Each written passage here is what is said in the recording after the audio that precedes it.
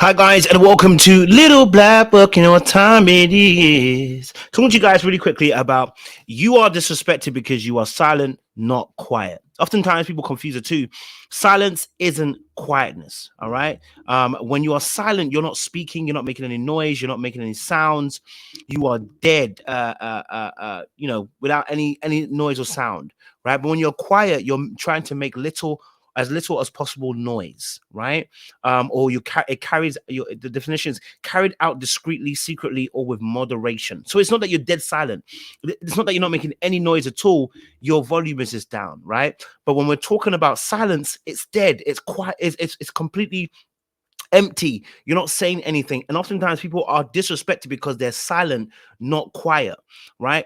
In my quietness, I'm awaiting the time to speak, or I'm waiting the time to defend myself, or waiting the time to address something, right? But silence, you are mute. You're not saying anything, no sounds coming out your lips. And this is often where people find themselves in a place where they get disrespected and they wonder why they're disrespected. Here's the reason why disrespected, right?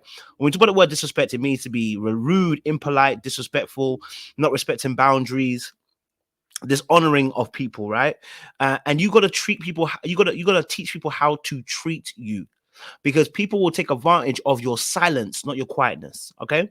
Well, here's a few reasons why people stay silent. People remain silent because they're afraid of the backlash. You're afraid of that. If you speak up, someone gonna tell you to shut up, right? And it may need to be. They may need to tell you to shut up, but you're gonna tell them, listen, hey, I'm gonna stand my ground. I want to say my piece. You know what I mean? Because I believe and have value in that my word has substance to it. Okay. Number two, you're silent because you don't know how to assert yourself, right? People don't want to open their mouths because they're afraid of how they don't know how to assert themselves into a conversation or assert themselves into a situation. They're not sure how to put their best foot forward without feeling. And the third point, which is without feeling bad about it, right? Because oftentimes people have been trained due to their childhood and religious context too, meekness and be quiet and don't talk back, and it's rude if you speak up and stuff like that, where people get trained and taught how to remain silent, not quiet. And what can happen is people start feeling bad about finally speaking up because they're going against their programming and their teaching that they've had from a very young age. Point number four, being meek, which is partly part of to point number three.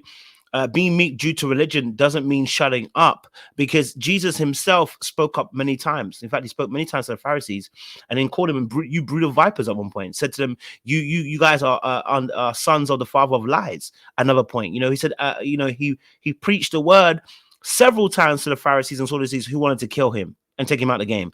You don't have to remain silent. Quiet is another thing. At a point in time, Jesus also remained quiet at a point in time, right? When they struck him and they were asking him questions about who the men say you are just before he was crucified, he was quiet at points. At some points, he didn't say anything. And at other points, he measured what he said in response. Point was 5 or 6, I think it is now. You don't want to seem like you got a problem, right? You don't want to seem like the problem. Too many of you have the nice guy, nice girl syndrome, and you're trying to keep up that reputation. First and foremost, it's manipulative, because that's not how you truly feel. You're not actually conforming. Be honest with yourself. You want to say more, okay? All right. You don't want to seem like the problem. You don't want to seem like the bad person. You don't want to come out looking like I'm an issue. The reality is you don't like what a person's saying to you. You don't like what the person's doing to you. It's time to speak up. You don't need to be silent. Now, of course, quietness has its season. There is a time and a season for when you just have to, absolutely. But a lot of times where disrespect comes in is because you don't realize the time and the season. Oftentimes you're quiet through it. You're silent through it all. So you're being told to shut up. You're being disrespected. You're being pushed around. You're being mistreated, and you won't speak up. Maybe it's at work. You feel like work is disrespecting you and disrespecting your time, and always asking you to stay late, and always asking you to do extra work and everything, and you won't say anything.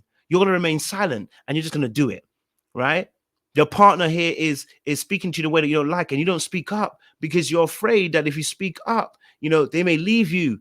Why? You're remaining silent at the wrong times. Remember, quietness is not silence. Okay, quietness has time and season. Quietness is about volume. You know what I mean? So we don't want you to be silent. Quiet is one thing because it awaits its time and it awaits its season. All right, guys. Like, share, subscribe, Click on the bell button for notification uploads. Let me know your thoughts down below. Don't be a corn on the cob. Don't be a baked beans and a potato salad out here. You understand? Don't become the collard greens, okay, and the biscuit on the side. All right. We appreciate you guys. Till